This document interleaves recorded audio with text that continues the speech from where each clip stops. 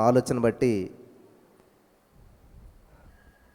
దేవుడు నాకు ఇచ్చిన నడిపింపుని బట్టి నేను ఎప్పుడు ఒక సత్యాన్ని నమ్ముతాను. ఏంటంటే బైబిల్ చెప్పిన సత్యం, యెహోవాను బట్టి సంతోషించుము మీ హృదయ వాంఛలన్నీ. అసలు ఎంత సింపుల్గా ఉందండి బైబిల్ ఈ వచనం. ఇదేమో పక్కన పెట్టేసేసి మనం సమయాన్ని అంతా ఏడవటానికి, గోజాడటానికి పెడతా ఉంటుంటాం. పోనీ ఏడ్చేడ్చి ఏమైనా సాధించారంటే, చిన్నపిల్లలు ఏడ్చేడ్చి కింద పడి దూలితే ఐస్ క్రీమ్ వస్తుంది, కనీసం వాళ్ళకి అదన్నా వస్తుంది. కానీ ఇక్కడ చాలామంది నాకు ఫోన్ చేసినటువంటి అనుభవాలు బట్టి చెప్తున్నాను, 40 సంవత్సరాలు బట్టి ఏడుస్తున్నాం బ్రదర్, కానీ ఇంత ముందుకున్నది లేదు. ఎప్పుడైతే ఈ సత్యం తెలుసుకుని 37వ కీర్తన 4వ వచనం పట్టుకుని సమస్యలను పక్కన పెట్టేసేసి యేసయ్యను బట్టి సంతోషించడం ప్రారంభించమో అన్నీ సఫలమవుతూ ఉన్నాయి. హల్లెలూయా, హల్లెలూయా. ఈ రోజున పరిశుద్ధాత్మ దేవుడు మరి మీ జీవితంలో పెను మార్పులు సంభవింపజేయాలని చెప్పి అద్భుతమైన ప్రణాళికలు సిద్ధం చేసి ఉంచాడు. ఎంతమంది స్వతంత్రించుకుంటారు? హల్లెలూయా, హల్లెలూయా, హల్లెలూయా. చురుకుగా నుండుట గొప్ప భాగ్యం. మీరు ఎంత పేదవాళ్ళు నాకు అనవసరం, కానీ చిటికలో భాగ్యవంతులు అవ్వటానికి ఒక అద్భుతమైన అవకాశం ఉంది బైబిల్ ప్రకారం. ఏంటంటే చురుకుగా నుండుట గొప్ప భాగ్యం, అంతకు మించిన భాగ్యం ఏమీ లేదు. కాబట్టి ఎవరైతే చురుగ్గా ఉంటారో వాళ్ళు ఆటోమేటిక్గా భాగ్యవంతులు అవుతారు. ఆమేన్, ఆమేన్, హల్లెలూయా, హల్లెలూయా. బైబిల్లో ఉన్నటువంటి చిన్న చిన్న వచనాలు, కొద్ది క్షణాల్లో చనిపోతారని ఒక దొంగ చిన్న ప్రార్థన చేశాడంట. ఏంటది? ఒక లైను, ప్రభువా ఏమన్నాడు, నన్ను జ్ఞాపకం చేసుకో, ప్రభువా పరదేశంలో నీవు నీ రాజ్యంతో వచ్చినప్పుడు నన్ను. అంతే, గోజాడలేదు, ఏడలేదు, ఏమీ లేదు అక్కడ. సింపుల్. దేవుడి నోటి నుంచి వచ్చి ఒక మాట అంట నీ జీవిత గమ్యాన్నే మార్చేస్తుందంట. 1 word from God can change your destiny for ever. So ఎందుకు ఈ ఆల్ నైట్ ప్రేయర్? నాకు అందని సమాచారం ప్రకారం ఈ చర్చిలో ఇదే ఫస్ట్ ఆల్ నైట్ అంట. హల్లెలూయా, హల్లెలూయా. ఎంత అద్భుతమైన వాతావరణం, ఎంత చక్కటి మందిరం. నిజంగా ఇది చాలా అద్భుతమైనటువంటి విషయం. మరి ఎందుకని మేము ఆల్ నైట్ చూస్ చేసుకున్నాం? ఎక్కడికన్నా వెళ్ళి ప్రార్థన పెట్టాలంటే ఫస్ట్ మేము ప్రిపేర్ చేసేది ఏంటంటే ఆల్ నైట్ ప్రేయర్. ఎందుకని ఆల్ నైట్ ప్రేయర్కి మేము తప్పనిస్తామంటే, సండే సర్వీస్కి వెళ్తాం.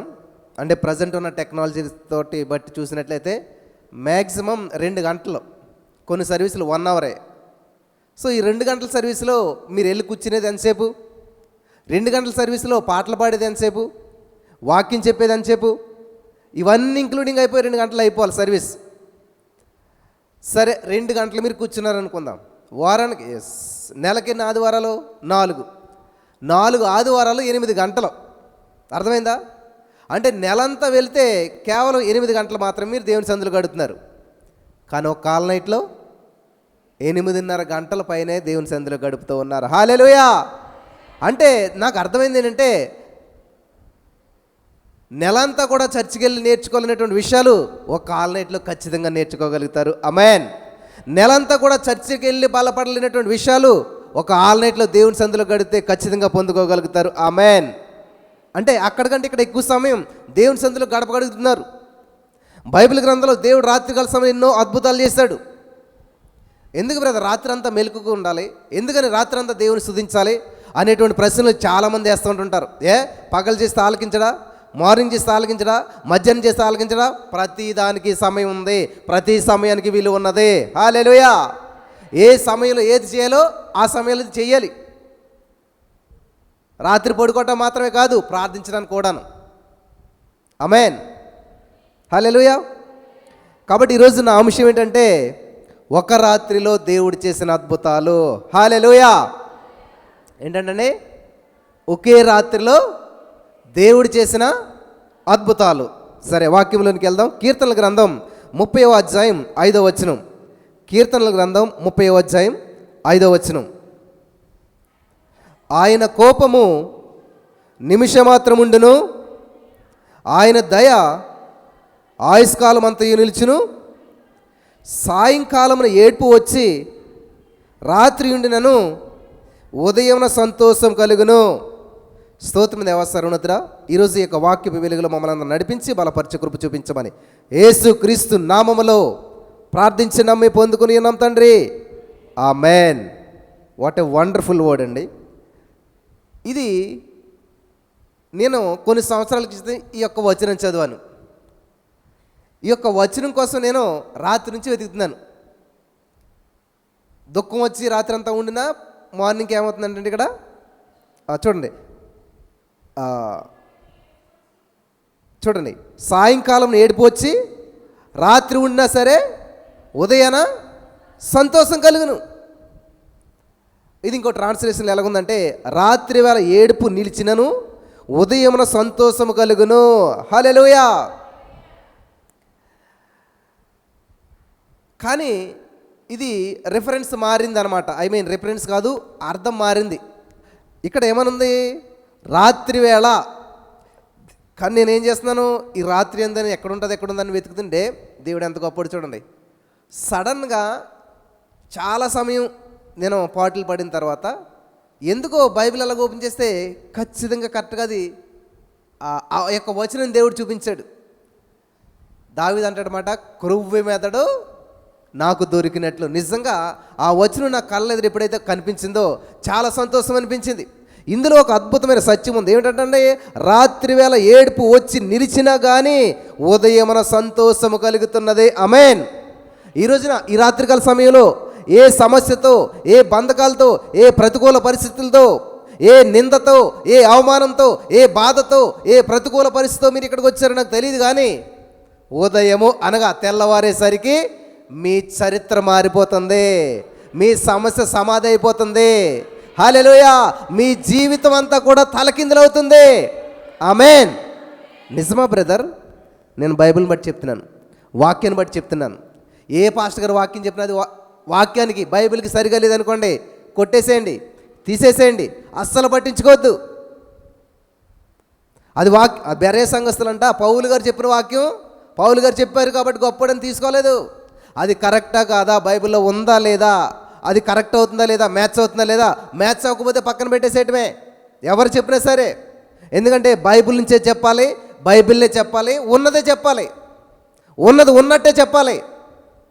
హల్లెలూయా. కాబట్టి ఇక్కడ సాయంకాలం ఏడుపు వచ్చి రాత్రి ఉండినను ఉదయమున సంతోషం కలుగుతుంది. ఇదిగో ఈ రాత్రి ఏ సమస్యతో వచ్చావు నువ్వు, ఏ బంధకాలతో వచ్చావు, ఏ నిట్టూరుపుతో వచ్చావు, ఏ అప్పుతో వచ్చావు, ఏ రోగంతో వచ్చావు నాకు తెలియదు. కానీ హృదయపు అంతరంగాలను పరిశోధించి ఒక ఆయన ఉన్నాడు. ఆయనకి సమస్తము తెలుసు. ఆయన ఏం చేస్తాడు తెలుసా, రాత్రిని పగలగా మార్చేస్తాడు, దుఃఖాన్ని నాట్యంగా మార్చేస్తాడు. హల్లెలూయా, హల్లెలూయా. కాబట్టి ఇక్కడ కీర్తనల గ్రంథం 1:2 మీరు చదువుకున్నట్లయితే, యెహోవా ధర్మశాస్త్రమునందు ఆనందించుచు. అబ్బా, ఎక్కడికి వెళ్ళినా ఈ యొక్క ఆనందము, సంతోషము, చురుకుగా ఉండటము, సంతోషంగా ఉండటం ఇవే కనిపిస్తుంటాయి బైబిల్లోను. కానీ ఎవరి ముఖం చూసినా ఏడుపు, కన్నీళ్ళు, బాధ, వేదన ఇవే కనిపిస్తాయి. మరి బైబిల్ని చూద్దామా, మొక్కలు చూద్దామా? ఏం చూద్దాం? ఖచ్చితంగా పక్కోళ్ళు మొక్కలు చూస్తారు. ఏం చూస్తారు? అయ్యో, బాధ, చింత, వేదన. పక్కోళ్ళకి మీరుతో మాట్లాడడానికి ఏం చెప్తారు? వాక్యం చెప్తారా? లేదు.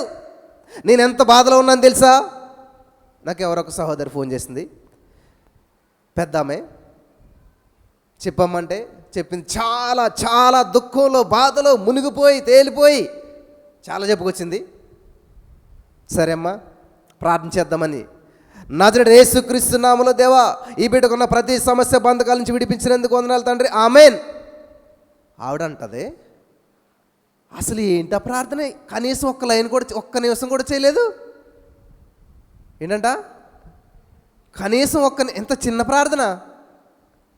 మరి ఏం చేయలేమంటే, నేను ఎంతో బాధలో ఉన్నాను కాబట్టి ఏం చేయాలంటే కనీసం 2-3 నిమిషాలు ప్రార్థన చేయాలంట. హల్లెలూయా. శుద్ధుడు కమ్ము అంతే. అది ఎంత రోగమైనా సరే ఏం చేశాడు? లాజరు చనిపోయి 4 రోజులు అయితే దేవుడు ఏమన్నాడు వచ్చి, ఎన్ని రోజులు అయింది, ఎలా పూడ్చారు, ఏం కట్టారు, బాడీ కుళ్ళుగంపు పడుతుందా, ఏమన్నా పర్వాలేదా, చెకింగ్ చేసుకుంటున్నాడా, ఏమంటున్నాడు? చనిపోయిన బాడీతోటి ఏమని పిలుస్తున్నాడు? అప్పుడు మీ పిల్లలు బయట ఆడుకుంటే మీరు ఏం చేస్తారు? అమ్మా ఎలా రా. సేమ్ దేవుడు ఏం చేస్తున్నాడు? రోమా 4:17 అద్భుతమైన మాట ఉంటుంది. ఏమంటుంది అక్కడ? మన దేవుడు మృతులను సజీవులుగా పిలిచేటువంటి వాడు. హల్లెలూయా, హల్లెలూయా. ఎందుకని సత్యాన్ని మీరు తెలుసుకోవట్లేదు చాలామంది? మృతులను సజీవులుగా, మృతులను మృతులుగా పిలవట్లేదు, లేనోళ్ళు లేనట్టుగా పిలవట్లేదు, సమస్యలు ఉన్నవాళ్ళు సమస్యలుగా ఉన్నట్టు పిలవట్లేదు, పెళ్లి కానోళ్ళు పెళ్లి కానట్లుగా పిలవట్లేదు, అప్పుల్లో ఉన్నవాళ్ళు అప్పులుగా ఉన్నట్టు పిలవట్లేదు. మరి ఏం చేస్తాడంట? Reverse, quite opposite.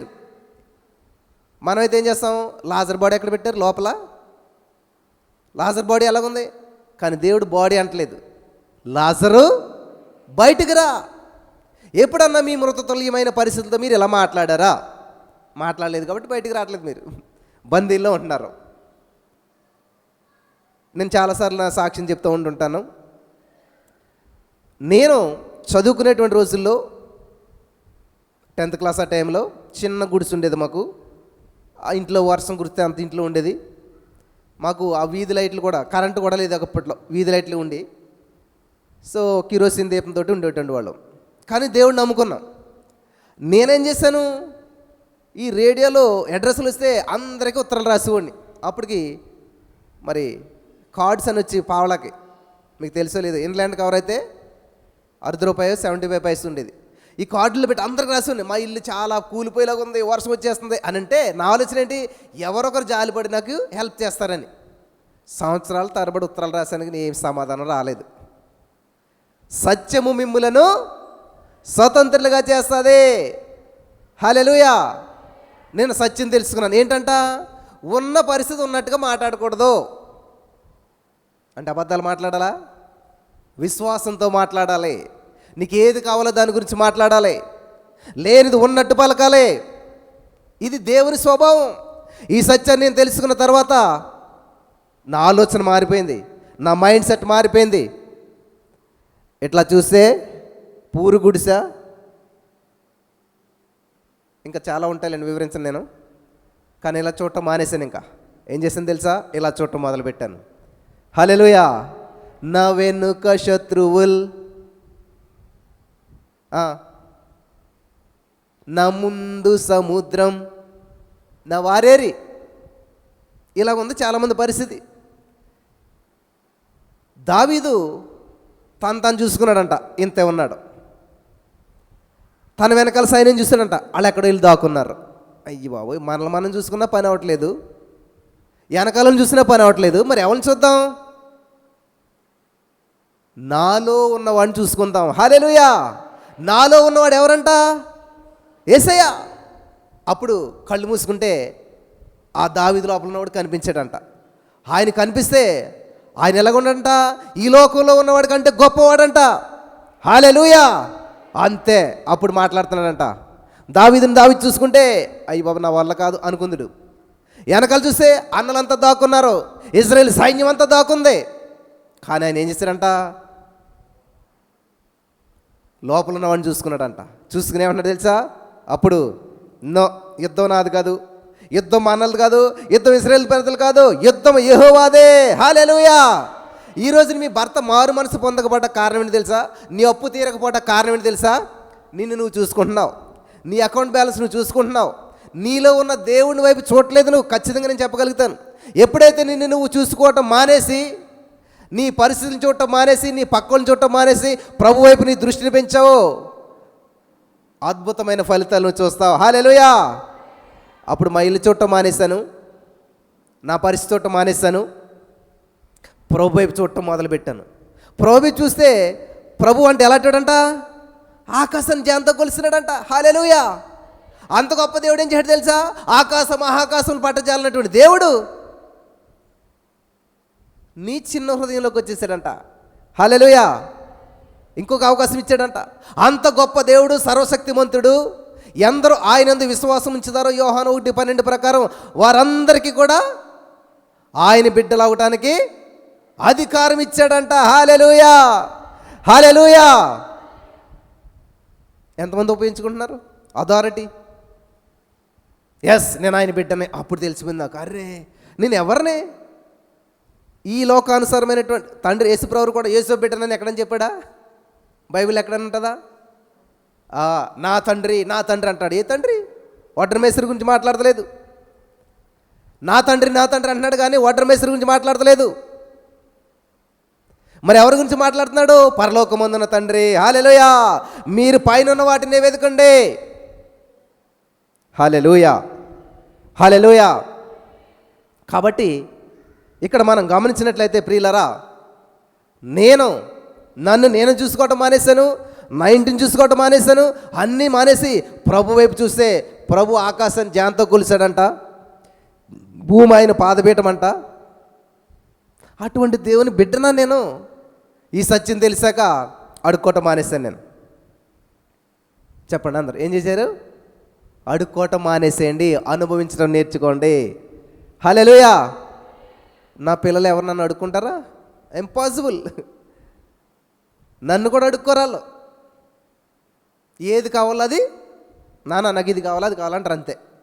దాని కాస్ట్ ఎంత, రేట్ ఎంత, ఎక్కడ దొరుకుతుంది, ఎలాగొస్తుంది, వాళ్ళకి సంబంధం లేదు ఇంకా విషయం. అందుకని దేవుడు అంటాడంటే, చిన్న బిడ్డల వంటి వారైతేనే కానీ పరలోక రాజ్యానికి మీరు వారసులు కానేరరు. చిన్న బిడ్డలు లెక్కలు వేసుకోరు. చిన్న బిడ్డలు అది ఎక్కడి నుంచి వస్తుందో ఎలా వస్తుందో ఆలోచించరు, కావాలంతే. అంతేగాని ఎప్పుడన్నా ఇప్పుడు మా పిల్లలకు బట్టలు కొంటాం, నాన్న ఇది ఎలా వస్తుంది, దీన్ని ఎవరు తయారు చేస్తారు, ఎక్కడ తయారవుతుంది, వాళ్ళకి ఏమైనా అవసరమా? నీకంతే. ప్రభా నాకు ఈ అప్పు ఉన్నది, ఈ సమస్య ఉంది, ఈ రోగం ఉంది, ఈ బాధ ఉంది, ఈ సమస్య ఉంది, ఈ సమస్య నుంచి విడిపించేసావు. ఎలాగ విడిపిస్తాడో ఏం చేస్తాడో అదంతా మనకు అనవసరం. నువ్వు పలకాలి, ఆయన కార్యం చేస్తాడు. హల్లెలూయా. అప్పుడు నేను మొదలెట్టన్నమాట, నేను పూరే కానీ ఐ యామ్ రిచ్. హల్లెలూయా.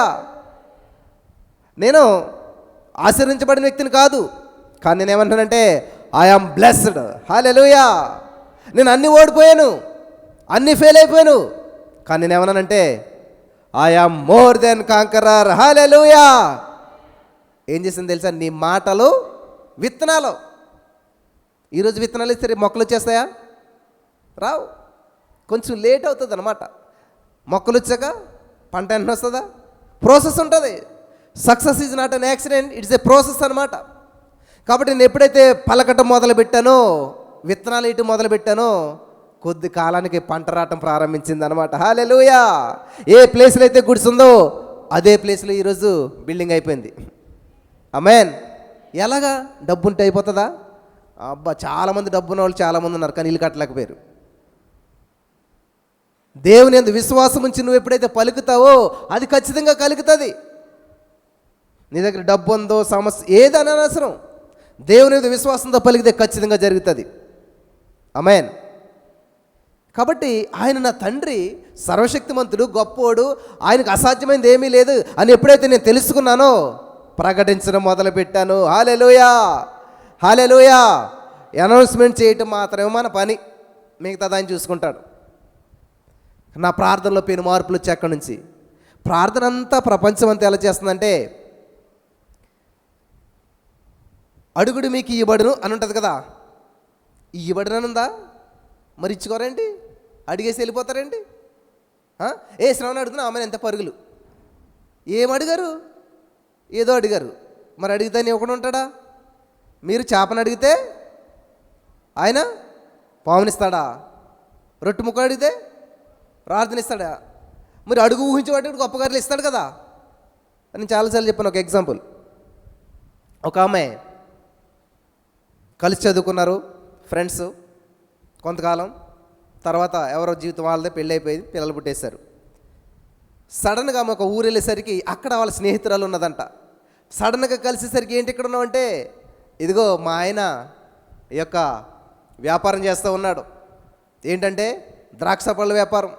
ఇదిగో ఈ తోటలన్నీ కూడా మావే అని అంటే, అవునా అని చెప్పి చాలా ఆశ్చర్యపోయిందంట. ఆగు, నీకోసం నేను కొన్ని ద్రాక్ష పళ్ళు తీసుకొస్తానని చెప్పి ఇంత బ్యాగ్ పట్టుకుని వెళ్ళిందంట. ఈవిడ ఇక్కడ నుంచున్నది, ఆవిడ వెళ్ళింది. 5 నిమిషాలు 10 నిమిషాలు అర్ధగంట అయినా రావట్లేదంట. ఇంక ఈవిడికి సనుగుడు గొనుగుడు. ఆలస్యమైతే ఎంత సనుగుడు, దేవుడు ఎందుకు ఇలా చేశాడు, దేవుడు నన్ను ఎందుకు పట్టించుకోవట్లేదు, దేవుడు నాకు ఎందుకు ఉద్యోగం ఇవ్వట్లేదు, దేవుడు నాకు ఎందుకు పెళ్లి చేయట్లేదు, ఎన్ని ప్రశ్నలు. నువ్వు దేవుని చర్చకి రాలేదనుకో పరిస్థితి ఏంటి? దేవుడు అడిగితే ఏం చెప్తావు? ఏమీ లేదు, కాళ్ళు నొప్పి అంటావు అంతే. కానీ కాలు ఇరిగిపోయినా సరే కొట్టేసిన మాత్రం పెళ్ళికి వెళ్ళిపోతావు. ఎందుకంటే వాళ్ళు వెళ్ళకపోతే బాధపడతారు కదా. మనుషులు సంతోష పెడతాక మాత్రం ఎంత కష్టమైనా రిస్క్ అని తీసుకుంటాం. కానీ అక్కడ ఉల్లందండి, అది చీకటండి, కష్టమండి, ఎలాగొస్తాం? మీరు అక్కడ పెడితేనే మా ఇంట్లో పెట్టండి, మా ఊరిలో పెట్టండి, ప్రేయర్, ఆల్ నైట్ ప్రేయర్ కదా. కానీ ఈమె ఏం చేసిందంట, వెయిట్ చేస్తూ ఉంది, చిరాకు వచ్చేసేసి లేదంటే లేదని చెప్పాలి, వెళ్ళింది కానీ రావట్లేదని కోపం వచ్చి వెళ్ళిపోయిందంట ఈవిడ. ఈ లోపల ఆవిడ బయటకు వచ్చేసరికి ఆసక్తితోటి ఆ స్నేహితురాలకి ఇవ్వాలని ఫ్రూట్స్ తెచ్చుకుని వస్తే ఆమె అప్పుడే చాలా దూరం వెళ్ళిపోయిందంట. కనుచూపు మేరలో ఉన్నదంట. ఈమె పలకరిస్తూ ఉంది, కేకలేస్తూ ఉంది, చాలా గట్టిగా పిలుస్తూ ఉంది. పిలిస్తే చూసి ఆగిందంట. గబగబా ఈమెను పరిగెట్టుకుని వెళ్ళిందంట. ఏంటి నేను వచ్చి లోపల వెళ్ళిపోతున్నావు ఏంటి, ఏమైందంటే, ఏమైందంటావేంటి, ఎంతసేపు అయింది వెళ్ళి? అర్ధగంట పైన అయింది. లేవంటే లేవని చెప్పొచ్చు కదా. అంత తోట పెట్టుకుని, అన్ని చెట్లు పెట్టుకుని, 4 ద్రాక్ష పళ్ళు పెట్టుకు ఇంత టైమా? నువ్వు అబద్ధం ఆడవని చెప్పి నేను వెళ్ళిపోతున్నాను అనుకున్నదంట. అయితే ఆమె చెప్పిందంట, ఇదిగో నాకెంత తోట ఉన్నదో వాస్తవమే, కానీ అందులో చాలా ప్రత్యేకమైన చెట్లు ఉన్నాయి, ప్రత్యేకమైన ఫలాలు ఉన్నాయి, అవి లోపలుంటాయి. కాబట్టి శ్రేష్టమైనటువంటి ప్రతి చెట్టు పండ్లను వేరి కోరి తీసుకొని అవన్నీ సేకరించి వచ్చేసరికి టైం అయింది, అందుకు ఆలస్యమైందని చెప్పిందంట. హల్లెలూయా. అర్థమైందా విషయం? మీ జీవితంలో చాలా ఆలస్యం అవుతుంటుంది. ఎంత ప్రార్థన చేస్తున్నానన్నా, సంబంధం దగ్గర వచ్చింది, అయిపోయింది అనుకున్నాను, అంతే క్యాన్సిల్ అయిపోయింది. ఉద్యోగం ఒక్క మార్కులో మిస్ అయిపోయింది. ఇవన్నీ నాకు జరిగినాయి, నేను చూశాను ఇవన్నీ. అప్పుడు చాలా బాధ అనిపిస్తుంది, కానీ ఇప్పుడు కానీ దాని విలువ తెలియదు అనమాట. నిజంగా అదే రోజు నా ఉద్యోగం వస్తే ఆ చిన్న సర్కిల్లో ఓ 10 మంది పిల్లల పాఠాలు చెప్తే అక్కడ ఉండిపోతాను నేను. నేను నా ఫ్యామిలీ తప్ప ఇంకెవరికి తెలియదు. కానీ ఆ రోజున అది ఫెయిల్ అయిపోయింది కాబట్టే ఈరోజు ఇక్కడ సక్సెస్ అవ్వగలిగాను. హల్లెలూయా, హల్లెలూయా. ఆ రోజు నేను నా జీవితం ఎందుకు పనికి రాలేదు అనుకున్నాను, కానీ ఈరోజు నా జీవితం అనేక మందికి ఉపయోగకరంగా దేవుడు మార్చేశాడు. హల్లెలూయా. అందుకే దేవుడు చేసే కార్యాలు నీ కంటికి కనిపించవు, నీ చెవికి వినిపించవు, నీ మనసు హృదయానికి అర్థం కావవి, గోచరం కావు. మరి ఎప్పుడు తెలుస్తాయంట? కాలం గడిచిన కొద్దీ అప్పుడు వాటి యొక్క నిజ స్వరూపం ఏంటప్పుడు బయటపడుతుంది అనమాట. హల్లెలూయా, హల్లెలూయా. ఈ విధంగా మరి ఆమె శ్రేష్టమైనటువంటి ఫలాలు ఇవ్వటానికి కొంచెం ఆలస్యం చేసింది. అలాగే ఈరోజు దేవుడు నీ జీవితంలో శ్రేష్టమైనటువంటి భర్తను ఇవ్వటానికి ఆలస్యం చేస్తున్నాడేమో, శ్రేష్టమైన ఉద్యోగం ఇవ్వటానికి ఆలస్యం అవుతుందేమో, శ్రేష్టమైన ఫలాలు నువ్వు పొందుకోబోతున్నావేమో. నేను ఖచ్చితంగా 100% నేను చెప్పగలుగుతాను. ఏంటంటే అన్నీ ఆలస్యమైన నా జీవితంలో, వివాహం అవ్వచ్చు, మరి ఏ సమస్య అయినా సరే ఖచ్చితంగా నేను చెప్పగలుగుతాను.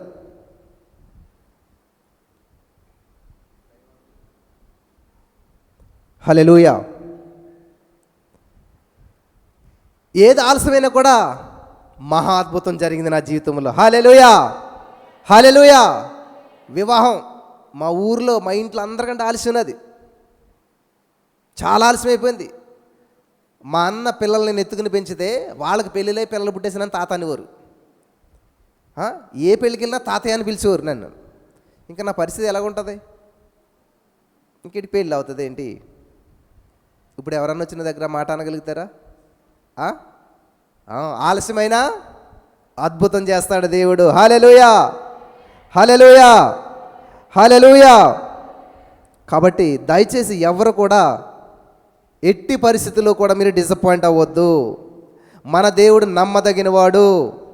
హల్లెలూయా, హల్లెలూయా. ఆలస్యమైనా సరే అద్భుతం చేస్తాడు. అనేక అద్భుతాలు నా జీవితంలో నేను చూశాను. తొందరపడి నడిచేవాడు, అంటే అతురుబడి నడిచేవాడంట దారి తొలగిపోతాడు. మనకు ఒక వేగం ఉంటుంది కారుకి, ఆ వేగం దాటితే ఏమవుతుంది? టర్నింగ్ వచ్చినప్పుడు లోయలో పడతాం వెళ్ళి. మన లిమిట్లో మనం ఉంటే సమస్యను ఖచ్చితంగా జయించగలుగుతాం. సో ఈ మాట నన్ను చాలా ఆకట్టుకుందనమాట. సాయంకాలం ఏడుపు వచ్చి రాత్రి ఉండినను ఉదయమున సంతోషం కలుగుతుంది. Hallelujah, hallelujah. One word from God can change your destiny for ever.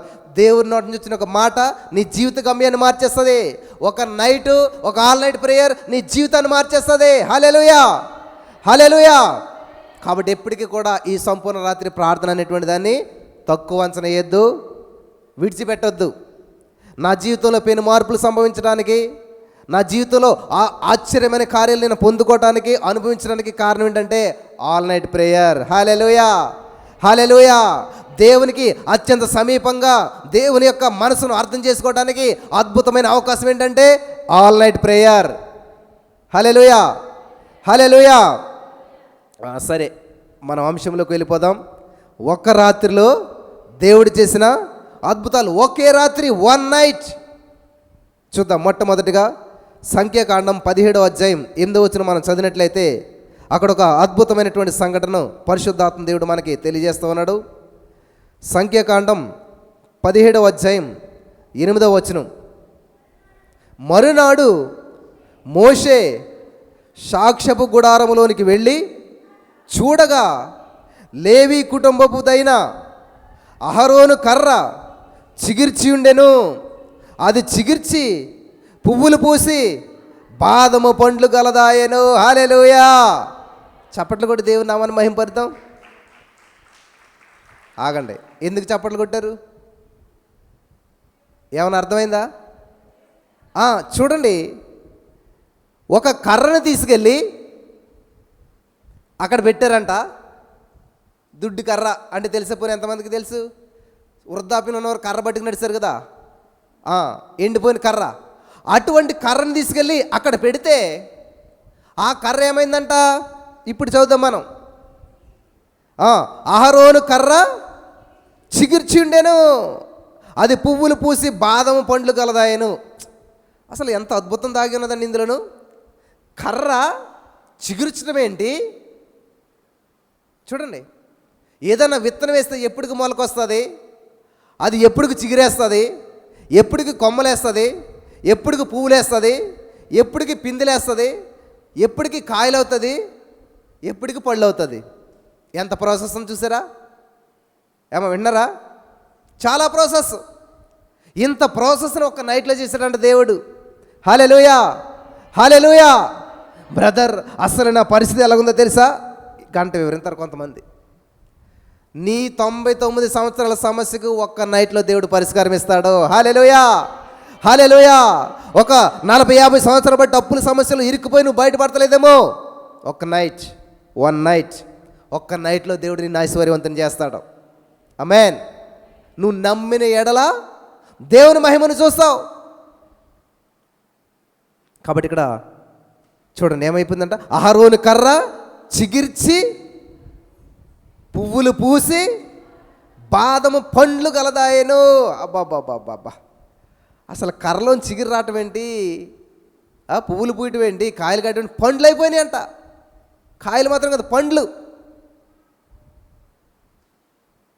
చాలామందికి మరి అర్థమవుతుంది అనుకుంటా ఉన్నాను. అన్న, నా జీవితం ఎలా ఉన్నదంటే, ఎటువంటి పరిస్థితులు కూడా నేను వెళ్తున్నానంటే, నా జీవితం ఎండిపోయిందన్నా, నా వయసు అయిపోయిందన్నా, రోజుదే ఫోన్ కాల్స్ మాట, వివాహ సమయం దాటిపోయిందన్నా, అప్పులోళ్ళు ఇచ్చినటువంటి డేట్ దాటిపోయింది. అయితే ఈ లోకంలో ఒక సామెత ఉంటుంది. ఏంటంటే సామెత, దేన్నైనా మనం సంపాదించుకోవచ్చు కానీ సమయం పోయిందంటే ఏంటంటే తిరిగి రాదంట. మనీ పోయినా సంపాదించుకోవచ్చు కానీ, డబ్బులు పోతే సంపాదించుకోవచ్చు కానీ, సమయం పోతే తిరిగి రాదు. వస్తుందా రాదా? రాదా? వస్తుందా? హిజ్కియా గారికి అంట మరణకరమైన రోగం వస్తేనంట ఆయన ఏం చేశాడంట, దేవుడికి ప్రార్థన చేశాడంట. ప్రార్థన చేస్తే దేవుడు ఆయన ప్రార్థన ఆలకించి ఏం చేశాడంట, ఆరోగ్యం ఇచ్చాడా, ఆయుష్నిచ్చాడంట. ఆయుష్నిచ్చినప్పుడు ఆయన ఆనవాళ్ళుగా అడిగితే దేవుడు ఏం చేశాడంట, ముందుకెళ్ళిపోయినటువంటి సమయాన్ని, మరి లోకం ఏం చెప్తుంది, గడిచిన కాలం తిరిగి రాదు, అయిపోయింది, రాదు. నేలపాలైంది, తిరిగి రాదు. అది లోకం చెప్పేటువంటి మాట. హల్లెలూయా. డాక్టర్ చెప్పిన మాట ఫైనల్ కాదు, లోకస్తులు చెప్పిన మాట ఫైనల్ కాదు. ఏదైనా భలే పాడేస్తారు. ఏం చేశారంటే ఏమి చేయలేదు కదా. ఈ పాట తెగ పాడతారు చాలామంది. ఏదైనా చేయగలడు. ఏం చేశాడు? సాక్ష్యం చెప్పమంటే ఏది లేదు. అంటే పాట పెదాలకు బాగుంది కాబట్టి పాడేస్తూ ఉన్నారు. అందులో ఒక చరణం ఉంటుంది. ఏంటది? నీ ఆజ్ఞ లేనిదే ఏదైనా, అంటే దేవుడు ఆజ్ఞించేనే జరుగుతుందా? మీరు వత్త మెట్లు గుద్దేసి పడిపోరు అంటే దేవుడు ఆజ్ఞించాడు అనమాట. ఆవిడ ఎక్కుతున్నప్పుడు ఆ మెట్లు గుద్దేసి పడిపోవాలి అని ఆజ్ఞించాడు దేవుడు. లేకపోతే ఇప్పుడు ఇద్దరు కుర్రోళ్ళు బైక్ మీద వెళ్తున్నారు, సడన్గా లారీని గుద్దాడు, ఒకటి చచ్చిపోయాడు. దేవుడు ఆజ్ఞ ప్రకారం చచ్చిపోయాడు. దేవుడు 120 సంవత్సరాల వయసు ఇచ్చాడు, కానీ ఈ లోపల మధ్యలో ముగించేశాడు. దానికి హెడ్డింగ్ ఏం పెడతాం? పరలోక పిలుపు కదా. మనకు అలవాటైపోయింది అంతాను. 120 సంవత్సరాల లోపులో ఏ సేవకుడు చనిపోయినా, ఏ మనిషి చనిపోయినా అది దేవుని పిలుపు కాదు. వీళ్ళ అర్జెంటు తొందరపడి వెళ్ళిపోరు తప్ప అది దేవుడు పిల్లలేదు. మీరు ఆ హెడ్డింగ్లు చూసి పరలోక పిలుపు అనేసి మోసపోకండి. చెప్పండి, నేను చావను. అమ్మా అర్థమైందా? నేను చావను, సజీవురలనై నా దేవుని మహిమను వివరిస్తాను. 120 సంవత్సరాల వరకు ఒక్కరోజు ఒక్క గడియ తక్కువ కాకుండా జీవిస్తాను, నా దేవుని మహిమపరుస్తాను. ఆమేన్, ఆమేన్, హల్లెలూయా. ఇది నిరీక్షణ అంటేనే, ఇది విశ్వాసం అంటేనే. అంతేగాని 70-80 సంవత్సరాలు వచ్చిన తర్వాత ఏమంటారు? అధిక బలం ఉన్న ఎడలా. అయితే మాకు అధిక బలం లేదు, బీపీ వచ్చింది, షుగర్ వచ్చింది, థైరాయిడ్ వచ్చింది, నీ pains, back pain, neck pain, అబ్బా అరికాలు మొదలుకొని నడినెత్తి వరకునంట అన్ని పెయిన్లే. పెయిన్ లేని పార్ట్ ఏమైనా ఉందంటే అన్ని పెయిన్లే. కాబట్టి ఇంకా నేను ఈ భూమి మీద ఉండటం అసాధ్యం. నువ్వు డిక్లేర్ చేస్తే దేవుడు ఏం చేస్తాడు? ఏం చేయలేడు. జీవ మరణాలు నాలుక వశం. ఎవరన్నారే దేవుడు వశం? దేవుడే నీ నాలుగులో పెట్టాడు. Choice is yours. చూడండి ప్రియులారా, పెద్ద పెద్ద కాంపిటేటివ్ ఎగ్జామ్స్ ఉంటాయి కదా, చాలామంది చదువుకున్న వాళ్ళు ఉంటారు. ప్రశ్న పైన ఉంటుంది, కింద ఆన్సర్ ఉంటుంది, కానీ అందరు ఫెయిల్ అయిపోతారు. ఎక్కడో నుంచి ఆన్సర్ తెమ్మని వాడు ప్రశ్న ఆన్సర్ ఇచ్చేస్తాడు, కానీ చాయిస్ ఈజ్ యువర్స్. నువ్వు చూస్ చేసుకోవాలి కరెక్ట్ ఆన్సర్ ఏదోను. మరి కరెక్ట్ ఆన్సర్ ఏదో నువ్వు చూస్ చేసుకోవాలి, నీకు తెలియాలి కదా. 4 ఆన్సర్లు ఉంటాయి, కానీ దేవుడు ఎంత మంచిది చూడండి. 4 అయితే కన్ఫ్యూజ్ అవుతున్నారని ఏం చేయడు? రెండు మార్గాలు, జీవం మరణం. ఏంటంటే 2. అయ్యో బాబు, 2 కూడా కన్ఫ్యూజ్ అయిపోతున్నారంటే మరి ఇంకేం చేయాలి? 2 మళ్ళీ కన్ఫ్యూజన్. కాబట్టి దేవుడు నీకు ఇచ్చాడు జీవము మరణము. మరి ఎక్కడ పెట్టాడంటే అది నీ నాలుక వశము. హల్లెలూయా. కాబట్టి మీరేం చేయాలి? మంచినే పలకండి, మంచినే ప్రకటించండి, జీవాన్నే ప్రకటించండి. నాకు ఒకసారి ఫోన్ చేశారు, ఐ థింక్ విజయవాడ అనుకుంటా, పెద్దమే 80+ ఉంటాయి అనుకుంటా. సో హాస్పిటల్కి తీసుకెళ్ళారు. అయితే తీసుకెళ్ళిన దాకా కొంచెం అన్న ఊపిరి ఉంది, ఇలాగ ఆగిపోయింది. అయితే ఫోన్ చేసి, బ్రదర్ ఇలాగ ఉన్నది పరిస్థితి, మా అమ్మమ్మ పరిస్థితి ఇలాగ ఉన్నది, డాక్టర్ గారు ఏమి ఇంకా కష్టమే తీసుకుపోండి అని అన్నారు, మరి ఏం చేయమంటారు అన్నారు. డాక్టర్ చెప్పింది ఫైనల్ కాదు, జోకులాగా ఉంటుంది కదా, డాక్టర్ చెప్పింది ఫైనల్ కాదు. జీవ మరణాలు ఎవరి వశమా? డాక్టర్ వశమా? కాదు. ఎవరి వశం? 4 వశం. కాబట్టి 1 పేతురు 2:24 ప్రకారం యేసయ్య నువ్వు పొందిన గాయం ద్వారా మా అమ్మమ్మకో, మీ నాన్నకో, మీ తాతకో, ఎవరైతే వాళ్ళకి స్వస్థత ఇచ్చినందుకు వందనాలు, జీవం ఇచ్చినందుకు వందనాలు, ఆరోగ్యం ఇచ్చినందుకు వందనాలు, థ్యాంక్ యూ జీసస్ అని చెప్పమంటే ఈ రౌండ్ కూర్చుని ఏడవటం మానేసి యేసయ్యా మా అమ్మమ్మకి జీవం ఇచ్చినందుకు వందనాలు, thank you Jesus, thank you Jesus అని చెప్పి కళ్ళు మూసుకుని అరగంటలో చెప్తుంటే వీళ్ళు కళ్ళు తెరిసేసరికి ఆవిడ లేచి కూర్చున్నదంట. హల్లెలూయా. కళ్ళు తెరిసేసరికి ఏ మెడిసిన్ వేయలేదు, ఏ డాక్టర్ చూడలేదు. మరి ఏం చేశారు? పలికారు. ఆమేన్. ఏం పలికారు? అయ్యో అమ్మమ్మ అనలేదు. మరి ఏమన్నారు? యేసయ్యా నువ్వు చేసావు, నువ్వు బ్రతికించావు, నువ్వు జీవం ఇచ్చావు. చూసారా, మన మాటలో పవర్ ఉంది. I'm walking in power. ఏంటంటే I'm in power, I'm power, నేనే పవరు. హల్లెలూయా. నువ్వు ఎక్కడికి వెళ్తే అక్కడ పవర్ఫుల్గా నడాలన్నమాట, పవర్ఫుల్గా మాట్లాడాలి. నీ మాటల్లో పవర్ ఉంది కాబట్టి జీవాన్ని నువ్వు ప్రకటించాలి. ఎండిపోయిన ఎముకలతో యేసుకేలు మాట్లాడుతున్నాడు, ఎండిన ఎముకల్లారా మీలోనికి జీవాత్మ వచ్చింది గాక. హల్లెలూయా. ఈరోజు మీ పరిస్థితులు ఎక్కడైతే ఏ ఏరియాలో ఎండిపోయాయో వాటిలో జీవాన్ని ప్రకటించండి.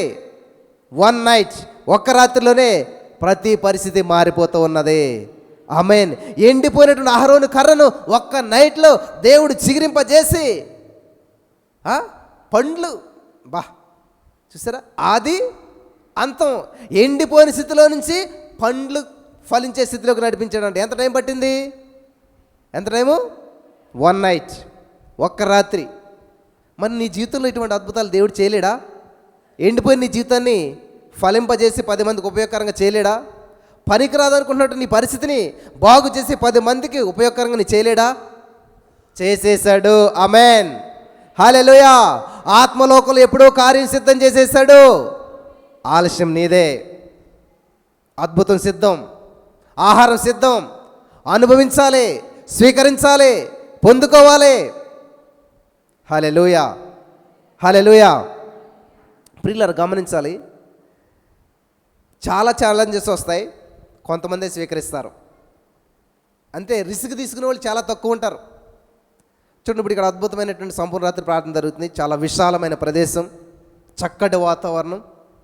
కానీ ఇదే ప్రదేశంలో చాలామంది ఉన్నారు.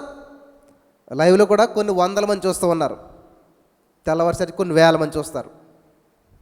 మరి ఎందుకు రాలేకపోయారు? వాళ్ళు రావాలని ఆసక్తి ఉంది కానీ రాలేకపోయారు.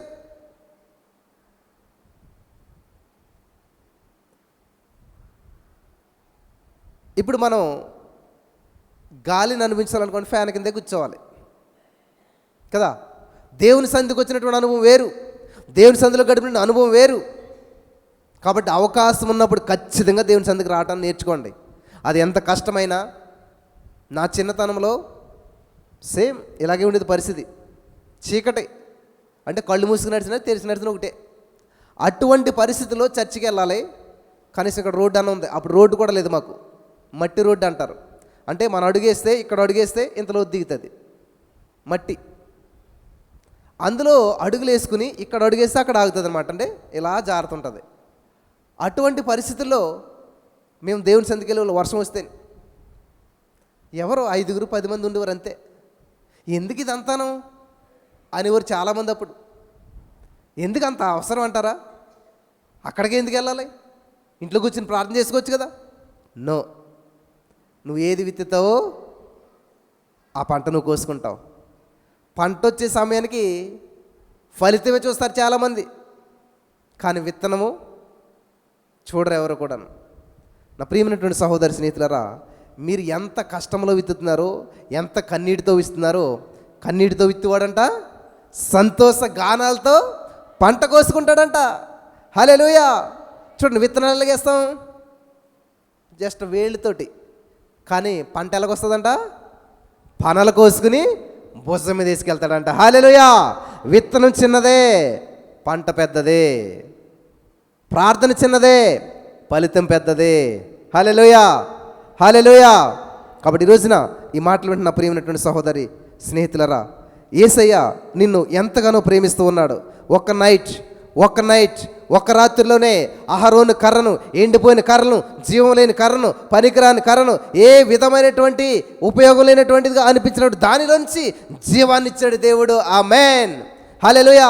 ఈరోజు నీ గర్భం మృతతుల్యమైపోయిందేమో, వివాహం ఎన్నో సంవత్సరాలు, దశాబ్దాలు దాటిపోయిందేమో, ఇంకా నా గర్భం ఫలించదు, ఇంకా నా జీవితం బాగుపడదు, ఇక నాకు పెళ్లి కాదు, ఇక నాకు ఉద్యోగం రాదు, ఇక నాకు ఏ విధమైనటువంటి భవిష్యత్తు లేదు అని మీరు అనుకుంటున్నట్లయితే, ఈరోజు నా అహరోను కర్రను చిగురింపజేసినటువంటి దేవుడు ఈరోజు నీ జీవితంలో ఈ రాత్రిని గొప్ప అద్భుతంగా మార్చేసి తెల్లవారేసరికి ఊహించిన కార్యం చేయడానికి ఆయన సిద్ధంగా ఉన్నాడు. హల్లెలూయా. నమ్మిన వారు చప్పట్లు కొట్టి దేవుని నామమును మహిమపరచండి ప్రియులారా. Hallelujah, hallelujah. Yes, I am believing. నా జీవితంలో పైన మార్పులు సంభవించే రోజు ఈరోజు. ఆమేన్ చెప్పాలి మీరు. ఈరోజు నా జీవితంలో పైన మార్పులు సంభవిస్తూ ఉన్నాయి. నా కుటుంబంలో, నా సంఘంలో, నా చుట్టూ పైన మార్పులు సంభవిస్తూ ఉన్నాయి. ఆమేన్, ఆమేన్, హల్లెలూయా, హల్లెలూయా. అర్ధరాత్రి అద్భుతాలు చేసే దేవుడు మన దేవుడు. ఆమేన్. అర్ధరాత్రి నీ గోడలు కూల్చే దేవుడు మన దేవుడు. అర్ధరాత్రి నీ బంధకాలను తెంచే దేవుడు మన దేవుడు. ఆమేన్. మరి అర్ధరాత్రిని పడుకుంటే పరిస్థితి ఏంటి? ఖచ్చితంగా ఎస్, ఇది రెస్ట్ టైమే, ఇది రిలాక్స్ అవ్వాల్సిన సమయమే, ఇది పడుకోవాల్సిన సమయమే. పడుకోవాల్సిన సమయం మాత్రమే కాదు, ప్రార్థించవలసిన సమయం కూడాను. హల్లెలూయా. ప్రభుతో గడపవలసిన సమయం కూడాను. Amen, amen, hallelujah. Thank you Jesus. Hallelujah. కాబట్టి ఈ రోజున ఒక రాత్రిలో దేవుడు ఏం చేశారంటండి, కర్ర అది పట్టుకున్నా కూడా ఎలాగుంటుంది, గట్టిగా ఉంటుంది. దాంట్లోంచి జీవం వస్తుందా? నజరేతు నుంచి ఏమన్నా మంచిది వస్తుందా అంటే నజరేతు ఏది మంచిది రాలేదంట, కానీ వచ్చింది. ఏంటది? జీవం వచ్చింది. యేసయ్య వచ్చాడు. హల్లెలూయా. నేను మా కుటుంబంలో మరి నాటు చారమ్మ ఎవరు ఆ రోజుల్లో మాకు సారా కొట్టు ఉండేది మాట. మంచినీళ్ళు ఎక్కడ ఉంటాయని వెతుక్కోవాల్సి వచ్చేది, ఎందుకంటే అంత సారే. ఒకవేళ తాగేద్దాం దగ్గర పెట్టుకుంటే అప్పుడు స్మెల్ వచ్చేది అనమాట. అయ్యి బాబోయ్, ఏంటి అంత అంత దారుణంగా ఉండేది ఇల్లు అంతా. ఎక్కడ చూసినా అక్కడ ఓ రోజు వచ్చేవారు అందరు తాగటానికి, ఇల్లే సారా కొట్టు మాది. ఇంకా ఇటువంటి పరిస్థితుల్లో మనం బయటపడాలంటే ఎంత కష్టం. మన ఇల్లు అందరికీ అలవాటు అయిపోయింది. అదే నేను చెప్తాను, ఆసక్తి ఉన్నవాడిని ఏ శక్తి ఆపదు. గాలితో నింపబడిన బెలూన్ని సముద్రం అట్టడుగు దాకా పెట్టి వదిలేసేవానికి ఏం చేస్తుంది? ఏం చేస్తుంది? అక్కడ కూర్చుని ఉంటుందా? తన్నుకుంటా పైకి వస్తుంది. దేవుని ఆత్మచేత నింపబడిన వాడు పాప కోపంలో నింపబడిపోయినా కానీ ఖచ్చితంగా పైకి వస్తాడు. హల్లెలూయా, హల్లెలూయా. కలవ పువ్వు చూడండి, బురద గుంటలో పుడుతుంది, బురద గుంటలో పెరుగుతుంది, కానీ బురద అంటకుండా పైకి వస్తుంది. ఏం చేస్తాం బ్రదర్, అటువంటి కుటుంబంలో పుట్టాను, మరి తప్పట్లేదు. నిన్ను నువ్వు రాజీ ఆడిపోతే దేవుడు కూడా ఏం చేయలేడు. చాలామంది సమస్యలకి కారణం దేవుడు అనుకుంటాడు, లేకపోతే సైతాన్ గడు అనుకుంటాడు కదా. నేను మొన్న ఒక మెసేజ్ చెప్తా అసలు నీ జీవితంలో సమస్యలు రావడానికి కారణం ఎవరో తెలుసా? దేవుడు కాదు, దెయ్యం కాదు, మరి ఎవరు? నువ్వే. అంటే మరి బైబిల్ తెలుసు కదా, వాళ్ళు బైబిల్ వాచ్ అవుతారు కదా. వెంటనే నాకు ఫోన్ చేశారు, నీ అనుమతి లేకుండా దేవుడు కానీ దెయ్యం కానీ ఏం చేయడంటే. అవునా? అవునన్నాను. మరి బైబిల్లో ఏముంది? ఏమున్నది అన్నాను. మరి యోబు గారికి ఎన్ని శ్రమలు వచ్చాయి తెలుసా? తెలుసా అన్నాను. ఎవరిచ్చారు? దేవుడు అనుమతించాడు, దేవుడిచ్చాడు. అంటే యోబు గారికి తెలియకుండా శ్రమలు వచ్చేసాయి అంటారా? ఏమా మరి ఎలాగొచ్చాయి? చదువుదాం. యోబు గ్రంథం 3:25 చదివి నింపితే కానీ మళ్ళీ మీరు చెప్పేస్తున్నాడు, ఈయన సొంతంగా చెప్పేస్తున్నాడు అనుకుంటారు. యోబు గ్రంథం 3:25 యోబు గారు చక్కటి మాట మాట్లాడుతుంటే ఏమంటున్నాడు? ఏది వచ్చునని నేను బహుగా భయపడుతునో అది నాకు సంభవించుచున్నది, నాకు భీతి పుట్టించినదే నా మీదకు వచ్చుచున్నది. ఆమేన్. ఎవరు చెప్తున్నారండి? యోబు స్నేహితులు చెప్పట్లేదు, యోబు గారు చెప్తున్నాడు. ఏమని చెప్తున్నాడు? ఏది వచ్చునని నేను బహుగా భయపడుతును. బ్రదర్, ఈ యొక్క కుడి చేతిలో కొంచెం ఏదో పెయిన్గా అనిపిస్తుంది అంటే ఎడం చేయి ఎడం చేతిలో పెయిన్ వస్తే అండి అక్కడ వస్తుంది బ్రదర్, పెయిన్ ఇలా కరెక్ట్గా ఇక్కడ దాకా వెళ్తుంది అంటే ఇది ఖచ్చితంగా ఏం పలుకను? Heart attack. కాబట్టి ఏమైపోయింది అది? నువ్వేది పలుకవో వింటున్నారా? సో ఇక్కడ యోబు గారు ఏమంటున్నాడు? యోబు గారి జీవితంలో శ్రమలో దేవుడు సైతాన్ గడంట ఏదో పంది వేసుకున్నారంట, పందులిని బలైపోయాడంట. ఎవరు? యోబు గారు. మరి ఈయనేమంటున్నాడు? దేవుడు దెయ్యం కాదు కానీ నేనే చేసుకున్నాను ఇదంతాను, నాకు తెలుసు ఏ శ్రమలు వస్తాయి ఏంటోను, నేను ఏది వస్తాయనుకున్నాను అదే వచ్చేసాయి, నాకు తెలియంది ఏమి కాదు అని ఆయన చెప్తుంటే మరి ఇలా ఏమంటారు తెలుసా? అసలు యోబు చాలా నీతిమంతుడు, భక్తిపరుడు, యోబు యథార్థపరుడు, దేవుడే చెప్పాడు మాట కదా. మరి అటువంటి వ్యక్తి జీవితంలోకి సమస్యలు ఎందుకు వచ్చాయి? అమ్మ చాలా జాగ్రత్తగా ఉన్నారు యవనస్తులు. వాళ్ళు ఏం చేస్తారు తెలుసా? ఏదో పట్టుకుంటారు, తెలిసి తెలియని విషయాలను పట్టుకుని దేవుని చిత్తం ఎలా ఉంటే అలా జరుగుతుందిలే అంతే. సడన్గా ఫెయిల్ అయిపోతుంది. దేవా నన్ను ఎందుకు ఫెయిల్ చేసావు? ఎవరు చేశారంటే దేవుడు ఫెయిల్ చేస్తాడా? దేవుడు నిన్ను దుఃఖపెడతాడా? దేవుడు నిన్ను బాధ పెడతాడా? మనుషులంట తమ స్వకీయ ఆశల చేత ఏడవబడి మరలు కొల్పబడిన వారై శోధించబడతారు. తమ స్వకీయ అంటే సొంత. ఇప్పుడు ఏది వస్తుందని భయపడింది ఎవరు? యోబు గారే. ఆయన ఊహాకల్పన చేసుకున్నాడు, దానికి బహుగా భయపడ్డాడంటే మామూలుగా కాదు. సో దీన్ని బట్టి ఎంత భక్తి బరిలో అంత భయం కూడా లోపల ఉంటుంది. వింటున్నారా? పరిపూర్ణ ప్రేమ భయాన్ని వెళ్ళగొడుతుందంట. హల్లెలూయా, హల్లెలూయా. నువ్వు పరిపూర్ణంగా దేవుని ప్రేమించావనుకో భయం నుంచి దూరంగా ఉంటావు, భయం నీ దరిదాపులకు రాదు. హల్లెలూయా, హల్లెలూయా. కాబట్టి ఇక్కడ అహరోను కర్ర జీవితంలో అద్భుతాన్ని మనం చూస్తాం. ఇది సమయం ఎంత పట్టింది? ఒక్క రాత్రి. రెండోదిగా మనం చూసినట్లయితే నిర్గమకాండం 12వ అధ్యాయం 31-32 వచనాలు మనం చదివినట్లయితే అక్కడ దేవుని వాక్యం సెలవిస్తుంది ఏంటంటే, నిర్గమకాండం 12వ అధ్యాయం 31-32 వచనాలు.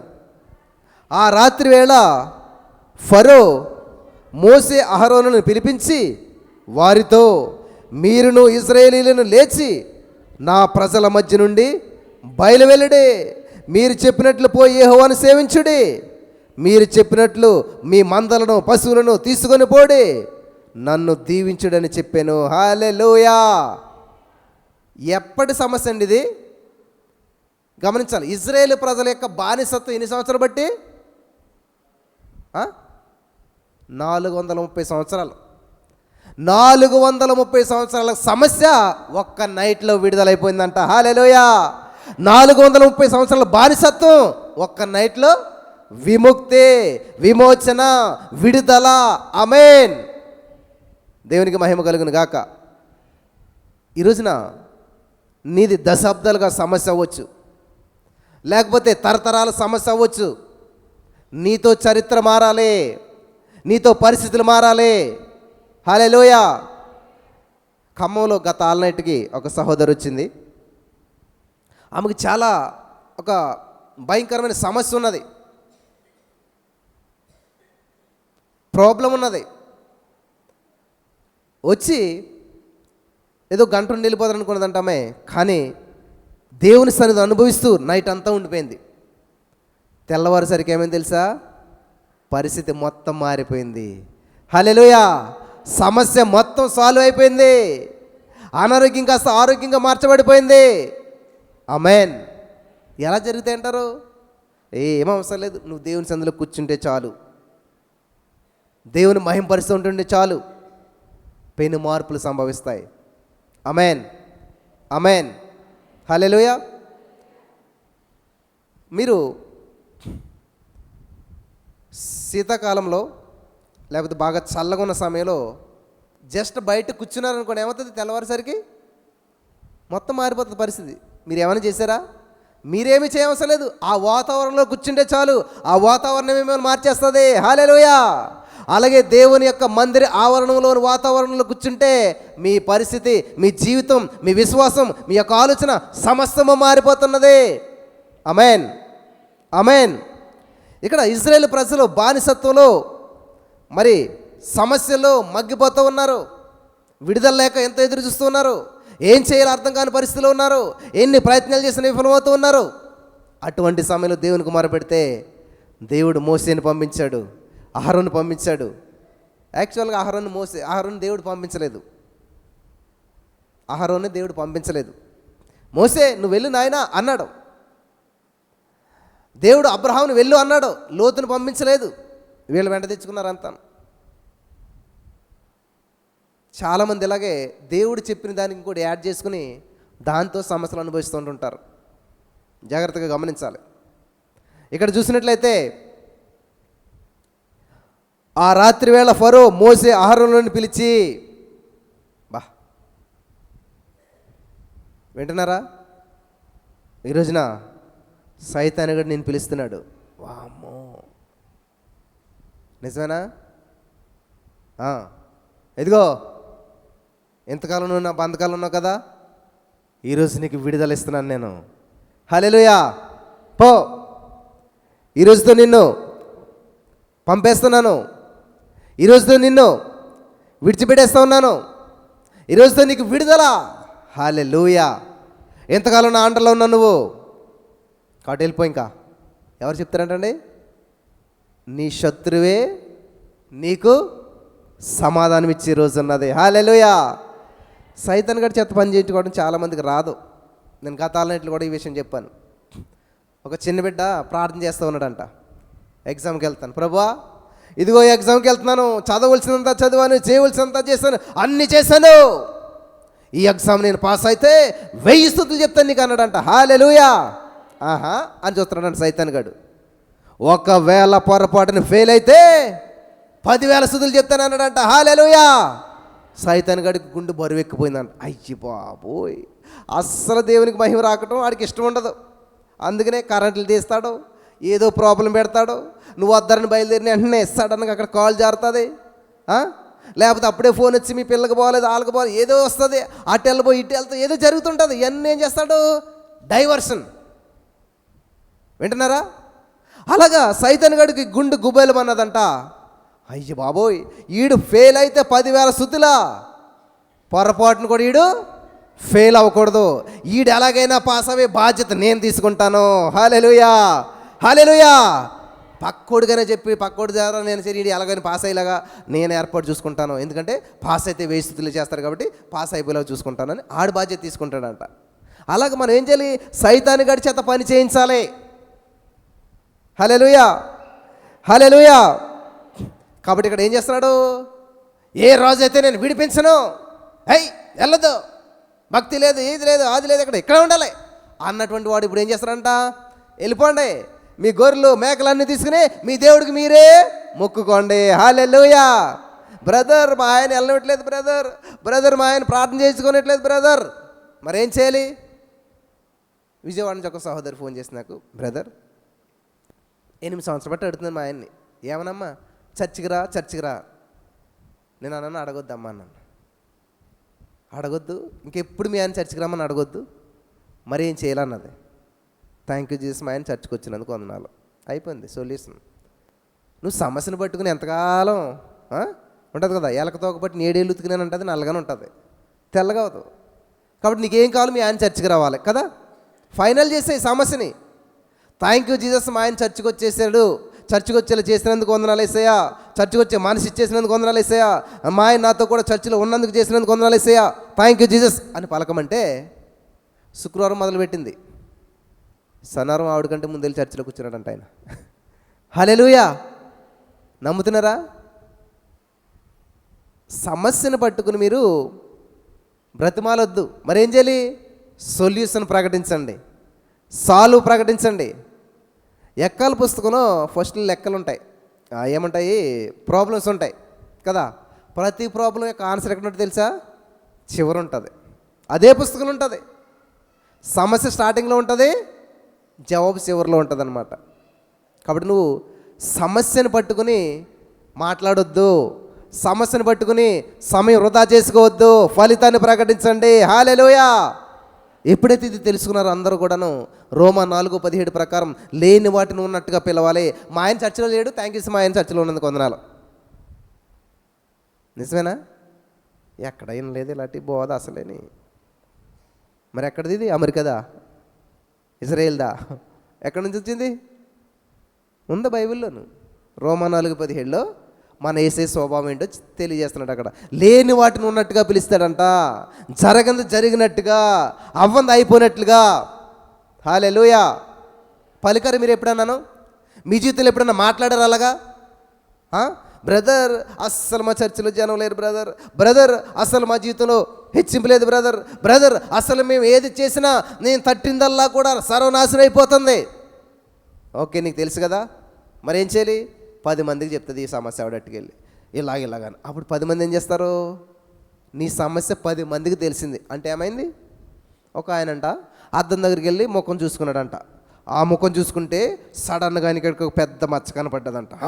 నా ముఖంలో మచ్చ చూపిస్తావని చెప్పి ఆయన ఏం చేయాడంట, ఆ అద్దాన్ని ఫట్మని కొట్టాడంట. అది కింద పడి 10 ముక్కలు అయిందంట. 10 ముక్కలు అయితే ఏం చేశారు? మళ్ళీ ఇలా చూద్దులోకి 10 అద్దాల్లో 10 ముఖాలు 10 మచ్చలు కనపడుతున్నాయంట. అర్థమైందా? మరి ఏం చేయాలి? దాన్ని కదా పగల కొడతాం. నిన్ను నువ్వు సరి చేసుకోవాలి, నీ లోపాన్ని నువ్వు సరి చేసుకోవాలి. హల్లెలూయా, హల్లెలూయా. కాబట్టి నీ సమస్యను నువ్వే సాల్వ్ చేసుకోవాలి, నీ సమస్యను నువ్వే సమాధి చేయాలి. హల్లెలూయా, హల్లెలూయా. అంటే ఏం చేయాలంట? పరిష్కారాన్ని ప్రకటించాలి, ఫైనల్ చేసేసేయాలి. దాన్ని 10 మందికి పంచిపెట్టద్దు. ఆస్తిపాస్తులు పంచుకుంటే తరిగిపోతాయి, ఆనందం పంచుకుంటే పెరిగిపోతుంది. ఆనందాన్ని పంచుకోండి, మీ సమస్యలు ఎందుకు పంచుకుంటారు? చాలామంది ఫోన్ చేసి, బ్రదర్ చెప్పమ్మా నేను చాలా సమస్యలు ఉన్నాను. సరే అమ్మా ఉండంటాను నేను. మరి ఏం చేయాలి?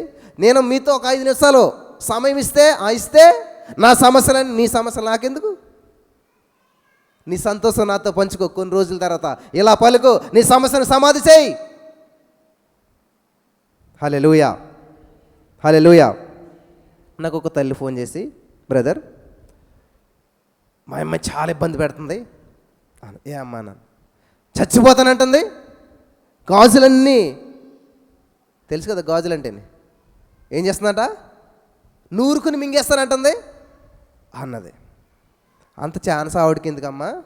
నువ్వే దగ్గరుండే గాజులు నూరేసి ఆవిడకి ఈ పని ఈజీ అవుతుంది అన్నాను నేను. అదేంటి అన్నది. చస్తానన్న కరిసి కుక్క మొరగదు, మురిగి కుక్క కరదు. చస్తానన్న కూడా ఆవిడ 10 మందికి చెప్పి చావడు. చాలామంది వింటారు ఈ మెసేజ్ మాగాను. మరి ఏం చేస్తాడు? భయపెడతారు తప్ప వాళ్ళు చావరు. నిజంగా నువ్వు 100కి వెళ్ళి పట్టుకెళ్ళి ఇదిగో చావను, ఇంకా మళ్ళీ మాట ఎత్తా నీ దగ్గర. నువ్వు అలా భయపడుతున్నావు కాబట్టి ఎక్కడ చచ్చిపోతుంది, ఏం చేస్తుందని నేను భయపెడుతుంది ఆమె. ఇలాంటి సలహాలు ఎవరెవరు కదా? అమ్మ ప్రార్థన చేద్దామా, మేమేం భయపడుకో. నేను అస్సలు ఎవరికి ఇలాంటి హామీలు ఇవ్వను. ఏం చేయాలి? సాల్వ్ అయిపోవాలి అక్కడితో, అంతే. ఇంకా మళ్ళీ సమస్య గురించి మనం మాట్లాడకూడదు. కాబట్టి ఇది సొల్యూషన్ అమ్మ. నువ్వే 100కి వెళ్ళి ఇచ్చేస్తావు అంటే సమస్య సాల్వ్ అయిపోద్ది. పోతే నిజంగా పోయింది 2 రోజులు ఎడతావు, ఊరుకుంటూ అయిపోయింది అంతే. అంతేగాని ఆవిడ నిన్ను అలా రోజు భయపెడితే నువ్వు రోజు సచ్చే కంటే ఒకేసారి ఇలా చెయ్యి. నేను చేశాను చాలాసార్లు ఇలాంటి విషయాల్లో. చాలామందికి ఇలా చేస్తే మళ్ళీ లైఫ్లో చేస్తానన్న మాట అనలేదు వాళ్ళు. ఆ ఎక్స్పీరియన్స్ తోటి నేను చెప్తున్నాను. హల్లెలూయా. ఇద్దరు కొట్టుకునే వాళ్ళ దగ్గరికి మీరు ఎప్పుడు వెళ్ళకండి, తెలుసా? అసలు అలా ఎంత కొట్టుకుని నేను ఇలా చూసుకోండి అనమాట. అరే నువ్వు మనిషివారా అంటే నేను మనిషిని కాబట్టే. ఎందుకంటే నువ్వు ఎప్పుడైతే వెళ్ళావో వాళ్ళిద్దరు కలిసి నేను కొట్టేస్తారు. కొట్టేసారు కూడా నన్ను చాలాసార్లు. కొట్టుకునే వాళ్ళు మధ్యలోకి వెళ్తే దెబ్బలు మనకు తగిలేస్తాయి అనమాట. విడదీసుకోవాలి వాళ్ళు ఏం చేస్తారు, ఇంకా బలం వచ్చేస్తుంది. కొట్టుకునే వాళ్ళు మధ్యలో వెళ్ళకూడదు మనం. చూడాలి అలాగా సినిమా చూసినట్టు. వాళ్ళు కొట్టుకుని ఏం చేస్తారు? బలం ఉంటుందా? ఉండదు కదా. అంతే నీరసం అయిపోయి అక్కడొకరు ఇక్కడొకరు కూర్చుని కొంచెం ఓపు తిట్టుకుంటారు. తిట్టుకోవడానికి బలం ఉంటుందా? కొంచెం ఓపిక నీరసం అయిపోయి ఎవరు సైలెంట్ వాళ్ళు అయిపోయి ఎవరి ధరలో వెళ్ళిపోతారు. చాలా చూసాను ఇలాంటి గొడవలు నేను. చాలా ఎక్స్పీరియన్స్ నాకు ఊర్లోను. కానీ మనం ఏం చేస్తాం? అయ్యి బాబు వాళ్ళు కొట్టేసుకుంటారు, నువ్వు మధ్యలో వెళ్ళిపోతావు. ఆడో గుద్దు ఈడో గుద్దుతారు. వాళ్ళిద్దరు బాగానే ఉంటారు. తెల్లవారిసరికి ఎవడ పని ఆడు చేసుకుంటాడో ఈ లోపల తెల్లవారులకు మంచం మీద నువ్వు ఉంటావు. చాలా జరిగేలాంటి. కాబట్టి సమస్యను సమాధి చేయటం నేర్చుకోండి, పరిష్కారం ప్రకటించడం నేర్చుకోండి. హల్లెలూయా, హల్లెలూయా. కాబట్టి ఒక రాత్రిలో ఇశ్రాయేలీయులను ఐగుప్తుల చేతుల నుంచి యేసయ్య విడిపించేశాడు. ఒక నైట్, ఒక రాత్రే. వందల సంవత్సరాల సమస్యని ఒక్క రాత్రిలో పరిష్కరించేసాడు మన యేసయ్య. హల్లెలూయా, హల్లెలూయా. ఇప్పుడు అర్థమైందా? మరి ఎన్నో సంవత్సరాలు బట్టి బ్రదర్ మీ సమస్యలో ఉన్నాం, ఎన్నో సంవత్సరాలు బట్టి ఈ సమస్య గుండా మేము వెళ్తున్నాం, ఎన్నో సంవత్సరాలు బట్టి ఈ యొక్క బంధకాల గుండా మేము వెళ్తున్నాం, కానీ మేము బయటపడలేకపోతున్నాం అంటే మీరు ఏం చేస్తున్నారో తెలుసా? సమస్యనే పట్టుకున్నారు, అది వెళ్ళిపోతారని మీరు విడిచిపెడతలేదు కదా. నాకు బీపీ ఉంది, షుగర్ ఉంది ఉంది ఉంది ఉందంటే అది ఎక్కడికి వెళ్తుంది? నువ్వు ఉన్నా సరే ఏమనాలి, నాకు లేదు. ఎన్ని సాక్ష్యాలు విన్నాను మొన్న, షుగర్ నార్మల్. అవునా? నువ్వు ప్రకటించది అయిపోతుంది, కానీ నువ్వేం చేసి పట్టుకున్నావు దాన్ని. షుగర్ ఉంది, నువ్వు ఉంచుకో. అదేదో కేజీ బంగారం ఇంట్లో ఉన్నట్టుగాను, బంగారం చైన్ ఉంది, ముక్కు పొడుకు ఉంది అని చెప్పినట్టుగాను షుగర్ ఉంది, బీపీ ఉంది. ఉందంటే ఉంటుంది అది. మరి ఏం చేయాలి? లేదు, దానికి నాకు సంబంధం లేదు, ఇది ఇల్లీగల్. చూసారా? లీగల్ అంటే ఏంటి? చక్కగా పెళ్లి చేసుకుని కాపురం చేస్తే లీగల్ అంటారు. మరి ఏం బ్రదర్, మా ఆయనకి ఇల్లీగల్ కదా, ఎంత బాధ. అలాగే రోగం నీ జీవితంలో, నీ శరీరంలో రోగం ఉండటం ఇల్లీగల్, నీ జీవితంలో సమస్య ఉండటం ఇల్లీగల్. లీగల్ కాదు అది. లీగల్ ఏంటంటే యేసయ్య గలతీ 3:13 ప్రకారం ధర్మశాస్త్ర సంబంధమైన ప్రతి శాపం నుంచి, ప్రతి రోగం నుంచి, ప్రతి అప్పు నుంచి, ప్రతి ఆర్థిక సమస్య నుంచి ఆయన విమోచించేశాడు. హల్లెలూయా, విడిపించేశాడు. ఆమేన్. ఇది సత్యం. ఈ సత్యం తెలియనంత కాలం నువ్వు సమస్యలోనే ఉంటావు, అప్పులోనే ఉంటావు, రోగంలోనే ఉంటావు. ఎందుకంటే ఇది కామన్ అనుకుంటాను. కామన్ కాదు అది, అది లీగల్ కాదు, ఇల్లీగల్. ప్రతి సమస్యను జయించడం దేవుని యొక్క ఉద్దేశం. హల్లెలూయా, హల్లెలూయా. కాబట్టి ఇక్కడ ఒక రాత్రిలో ఇశ్రాయేలు ప్రజలను విడిపించిన దేవుడు, ఒక రాత్రిలో మోసే కర్రను చిగిరింపజేసి పండ్లు పలేలా చేసినటువంటి దేవుడు ఈరోజు నీ జీవితంలో కూడా అంతకుమించిన కార్యాలు చేయడానికి ఆయన గొప్ప ప్రణాళికను సిద్ధం చేశాడు. నమ్మిన వారు స్వతంత్రించుకుందరుగాక. ఆమేన్. అపోస్తుల కార్యములు 11వ అధ్యాయం, అపోస్తుల కార్యములు 16వ అధ్యాయం 33వ వచనం మనం చదివినట్లయితే, అపోస్తుల కార్యములు 16వ అధ్యాయం 33వ వచనం చదివినట్లయితే, రాత్రి ఆ గడియలోనే అతడు వారిని తీసుకుని వచ్చి వారి గాయములు కడిగెను. వెంటనే అతడును అతని ఇంటి వారందరూ బాప్తిస్మం పొందిరి. హల్లెలూయా, హల్లెలూయా. చూడండి, ఒక్క నైట్ పౌలు శీలలంట ఆ రాత్రి అంతా దేవుని ఆరాధిస్తూ ఉన్నారంట. పౌలు శీలలంట దేవుని మహింపరుస్తూ ఉన్నారంట. ఈరోజు మనం నిద్రనే జయించలేకపోతున్నాం, ఒక నైట్ నిద్రనే త్యాగం చేయలేకపోతున్నాం, ఒక నైట్ నిద్రకి ఆగలేకపోతున్నాం. కానీ అద్భుతం జరగాలి, సమస్య నుంచి బయటపడాలి, బంధకాలు తెంచివేయబడాలి, అప్పుల నుంచి విడుదల పొందాలి, వివాహం జరగాలి, ఉద్యోగం రావాలి, గర్భఫలం పొందుకోవాలి. ఏం చేస్తున్నాం మనం? చెప్పండి, ఆలోచించండి ఒకసారి. ఏం త్యాగం చేస్తున్నాం మనం? ఎంత ఆసక్తిగా ఉంటున్నాం మనం? ఆసక్తి విషయంలో మాంద్యులు కావద్దు. హల్లెలూయా. చూడు, రన్నింగ్ రేస్లో ఎవరికి బహుమతి ఇస్తారు పిల్లలారా? రన్నింగ్ రేస్లో ఎవరికి బహుమతి ఇస్తారు? సగం దూరం పరిగెట్టి ఆగిపోయిన వాడికా, లేకపోతే బద్ధకంగా పరిగెట్టేవాడికి బహుమతి ఇస్తారా? ఒక రాజుగారంట తన రాజ్యంలో సోమరులందరిని పిలిచి ఒక క్విజ్ పెట్టాడంట. పరమ సోమరి కిరీటం ఇవ్వాలని పెద్ద కిరీటం చేశాడంట. సోమరులకి మళ్ళీ పరమ సోమరు ఎవడుంటాడో, ఈ సోమరులందరూ బహు సోమరు ఎవడుంటాడో అని అంటే ఎంత పెద్ద మీటింగ్ పెట్టి ఆయన ఒక ప్రశ్న వేశాడంట. మీలో సోమరులు ఎంతమందో చేతులు ఎత్తండి అన్నాడంట. అందరు చేతులు ఎత్తాడంట, కానీ ఒకటి చెయ్యెత్తలేదంట. అంటే చెయ్యెత్త తక్కువడానికి సోమరతనం అనమాట. అర్థమైందా? వాడే పరమ సోమరు అని చెప్పి ఆయన కిరీటం ఇచ్చారంట. అర్థమైందా? మనలో చాలామంది ఇలాగా దేవుని సందుకు వస్తూ ఉన్నాం, కానీ ఆసక్తి లేదు, అద్భుతం జరగట్లేదు. నేను 23 కీర్తన బాగా నమ్ముతాను. అందులో మొదటి వచ్చిన చూస్తే ఎక్కడ పడితే అక్కడ ఉంటాయి. ఏ చర్చిలో అయినా ఉంటుంది, ఏ ఇంట్లో అయినా ఉంటుంది, ఏ ఆటో మీద ఉంటుంది. యెహోవా నా కాపరి, ఏమీ కలగదు, ఏమీ కలగదు. కానీ అందులో 6వ వచనం ఏముంటుందంటే, కృపాక్షేమలు నా వెంట వచ్చును. హల్లెలూయా, ఏమా సంబంధాలు మీ వెంట పడుతున్నాయా? లేదు బ్రదర్, అసలు సంబంధం రావట్లేదు, ప్రేయర్ చేయండి. డబ్బు మీ వెంట పడుతుందా? లేదు బ్రదర్, అసలు ఉద్యోగం దొరకట్లేదు, ప్రేయర్ చేయండి. మీ ఆయన మీ వెంట పడుతున్నారా? లేదు బ్రదర్, నన్ను వదిలేసి చాలా కాలం అయింది. మరి యెహోవా నా కాపరి, నాకు ఏమి కలగదని మీరు రాసి పెట్టుకుని ఏం కలుగుతుంది? ఏమి కలగదంట. మరేం చేయాలి? యెహోవా నీ కాపరి అయితే కృపాక్షేమలు నీ వెంట పడాలి. హల్లెలూయా.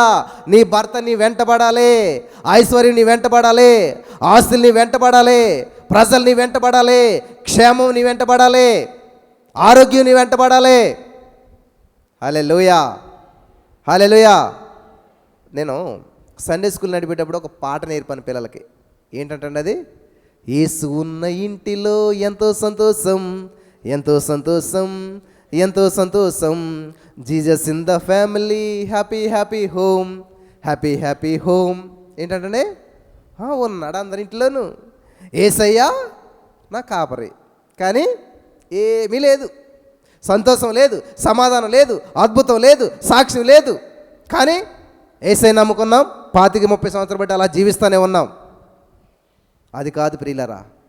యేసయ్య గురించి చెప్పమంటే నాన్ స్టాప్లో మాట్లాడగలగాలి నువ్వు. ఆయన చేసిన కార్యాలు నాన్ స్టాప్లో వివరించగలగాలి. ఆయన చేసిన అద్భుతాలని నువ్వు వివరిస్తూ ఉంటే ఆశ్చర్యపోవాలి. సాక్ష్యం అంటే అస్సలు ఎవరు చెప్తారా అని వెనక్కి ముందుకు చూస్తారు, కానీ నేను చెప్తాను. హల్లెలూయా. నేను మొదట చెప్తాను, నేను నా దేవుని మహింపరుస్తాను. నా యేసయ్య నన్ను ఈ రోజున సజీవ లెక్కలో ఉంచాడు, నా యేసయ్య నా జీవితంలో ఎన్నో అద్భుతాలు చేశాడు. 5 సంవత్సరాల లోపుతే పోతానని చెప్పారంట నన్ను మా తల్లిదండ్రులకి. 6వ వాడిని నేను. 5 సంవత్సరాల వరకు ఏడకూడదు. ఏడకుండా ఏ పిల్లలు పెంచగలుగుతారు తల్లిదండ్రులు? ఎందుకంటే ఈ ముక్కు రంధ్రాలు చాలా చిన్న చిన్నవి వచ్చాయంట నాకు. గాలి పీల్చుకోవడం చాలా కష్టం. కాబట్టి పొరపాటును కోల్డ్ చేసినా ఏడ్చినప్పుడు ఏమవుతుంది? ముక్కులు మూసుకుపోతాయి కదా. కాబట్టి అలా ఏడ్చాడంటాడు అని అలా ఊపిరి అందకపోతాడు. 5 సంవత్సరాలు ఏడకుండా పెంచాలన్నారంట. వామ్మో, ఇప్పటికే మనకి చాలా కష్టమైపోయింది, కాబట్టి ఇంటి పెంచడం కష్టమని మా ఊళ్ళో ఏం చేశారు, ఎవరన్నా పెంచుకుంటారా అని అడిగారంట హాస్పిటల్లో. ముద్దుగా బొద్దుగా అంతగా బాగానే ఉన్నా కానీ జబ్బున్న మనిషిని ఎవరు తీసుకుంటారు? మనం ఇందాక చెప్పింది కదా మా ఆవిడ, దేవుడికి ఇచ్చేది ఏం చేస్తాం మనం? జబ్బు కోడి. చిరిగిపోయింది, అరిగిపోయింది, విరిగిపోయింది, నలిగిపోయింది. అలాగా నన్ను ఎవరు స్వీకరించలేదు. మరి ఏం చేస్తారు? పాడేరు కదా. ఎలాగైనా సరే తీసుకొచ్చారు, అలాగే పడుకోబెట్టి మరి దేవుని మహాకృపను బట్టి వాళ్ళ ప్రయత్నం వాళ్ళు చేస్తూ అలా పెంచుకుంటూ వచ్చారు. నేను ఒకటే చెప్తాను పిల్లలు, దేవుని ప్రణాళిక నీ మీద ఉన్నదనుకో, నీ మీద నుంచి రథాలు వెళ్ళిపోయినా, భూకంపం వచ్చేసినా, అగ్నిగోళం మీ మీద పదపడ్డా ఆరోగ్యంతో తిరిగి వచ్చేస్తారు మీరు. హల్లెలూయా. బైబిల్ వాక్యం కూడా ఉంది అక్కడ, నా పక్కన 1000 మంది కూలినా, నా కుడి పక్కన 10,000 మంది పడినా అపాయం నా యొద్దకు రాదు. పలికరా? పలికరా? గ్యాస్ బండ నేను కొనలేదు అన్న వాళ్ళు ఎవరన్నా చెప్పండి. బ్లాక్లో గ్యాస్ బండ నేను బ్లాక్లో కొనలేదు. నిజమేనా? దేవునికి స్తోత్రం. ఇంత సమస్య వచ్చి పడింది కదా, అందరింట్లో సమస్య వచ్చిందా? అదే నేను చెప్తున్నాను. మరి వాక్యం చెప్పేశారు కదా. ఏం వాక్యం? నా పక్కన 1000 మంది పడ్డా, నా కుడి పక్కన 10,000 మంది అపాయం వద్దకు రాదు అంటే ఏంటి ఇక్కడ అర్థం? గ్యాస్ సమస్య కాదు, కరోనా సమస్య కాదు, ఏ సమస్య వచ్చినా నువ్వేం చేయాలి? సమస్య వైపు చూస్తే నీ దగ్గరికి వచ్చేస్తుంది. చాలా ఇష్టం అంటే ఎవరు చూస్తున్నారా నా కోసం అని సమస్య చూస్తుంటుంది అనమాట. అమ్మ నా కోసం వాళ్ళు చక్కగా పూలదండతో ఎదురు చూస్తున్నారు అని చెప్పి ఏం చేస్తుంది? సమస్య పరిగెట్టుకుంటూ వస్తుంది నీ దగ్గరికి. ఆహ్వానించిందే ఏ సమస్య రాదు. వింటున్నారా? ఆహ్వానించింది ఏ సమస్య రాదు. కాబట్టి మీరు ఏమనుకున్నారు? అమ్మో గ్యాస్ రేట్ అంత పెరిగిపోయిందా, గ్యాస్ బుక్ చేసినా రావట్లేదా, అయితే మాకు కూడా రాదేమో. అదిగా చూసారా, మీరు అలా థింక్ చేశారు, అలా పలికారు. మీరు దేనికి భయపడ్డారో అదే మీకు సంభవించింది అనమాట. కాబట్టి నేను చెప్పాను, ఈ సమస్య నాకు రాదు, ఈ సమస్యకు నాకు సంబంధం లేదు. హల్లెలూయా. లోకంలో ఏం జరిగింది నాకు తెలియదు అసలు సమస్య నా ఇంటికి రాలేదు, ఆ సమస్య నాకు తెలియదు అసలేని. ఎందుకని? ఎవని మనసు నా మీద ఆనుకుంటుందో వాడు పూర్ణ శాంతి గలవానిగా ఉంటాడు. హల్లెలూయా, హల్లెలూయా. ప్రపంచం తల్లకిందులైన కానీ నువ్వు మాత్రం ఎలా ఉండాలి తెలుసా? బిందాస్గా బ్రతకాలి. ఆమేన్. కేజీ ఉల్లిపాయలు 1000 రూపాయలైనా కానీ నీ ఇంటి నిండా ఉల్లిపాయలు ఉండాలి. ఉన్నాయా? లేవు అంటే ఎక్కడో లోపం ఉందని అర్థం అనమాట. ఎక్కడో కనెక్షన్ కట్ అయిందని అర్థం అనమాట. కనెక్షన్ కరెక్ట్గా ఉందనుకోండి, ఏమవుతుంది? చూడండి, బిల్డింగ్కి మంచి కనెక్షన్ ఉంది కరెంటు, పొరపాటున ఎక్కడన్నా వైర్ కట్ అయిందనుకోండి, చీకటమయమైపోద్ది. అలాగే మన జీవితంలో సమస్యలమయమైపోతుంది. కారణం ఏంటంటే దేవునికి మనకి కనెక్షన్ కరెక్ట్గా లేదని అర్థం అనమాట. హల్లెలూయా, హల్లెలూయా. కాబట్టి పౌలు శీలలు ఒక మంచి పని చేస్తే తీసుకెళ్ళి జైల్లో పెట్టారంట. సైతానుగాడు నిన్ను బంధకాల్లోకి నెడతాడు, సైతానుగాడు నిన్ను నిరుత్సాహ పరిస్థితులకు నడిపిస్తాడు. ఏం చేయాలి తెలుసా? ఏం చేయాలి తెలుసా? ఒక భక్తుడు ఉన్నాడు, నాకు పేరు గుర్తులేదు, జాన్ వెస్లీ గారు ఎవరు అనుకుంటాను.